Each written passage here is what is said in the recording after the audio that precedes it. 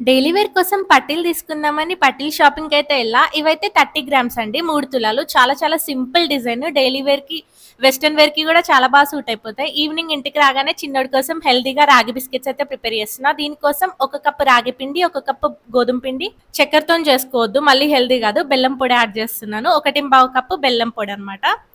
ఈ 3 సేమ్ కప్‌తో మెజర్ చేసుకోండి. దాని తర్వాత బేకింగ్ పౌడర్ చిన్న లైట్‌గా యాడ్ చేసుకోండి. దాని తర్వాత అరకప్పు నెయ్యి. నెయ్యయితే కరిగించకుండానే వాడుతున్నా. ఇట్లనే కొంచెం పిండి కలుపుకోవడానికి ఈజీగా ఉంటది.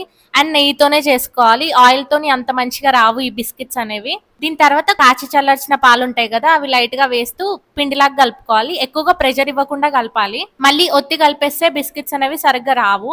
చూసిర్రు గదా! ఇట్లా కలుపుకోవాలి. ఈ బిస్కిట్స్ అనేవి మన ఇష్టం వచ్చిన షేప్‌లో చేసుకోవచ్చు. ఇట్లా రౌండ్‌గా చేసుకొని నైఫ్‌తో కొంచెం కొంచెం లైన్స్ పెడుతున్నా. అట్లా లైన్స్ పెడితే కొంచెం ఈజీగా బేక్ అవుతాయి లోపల వరకు పిండి పిండిగా ఉండకుండా.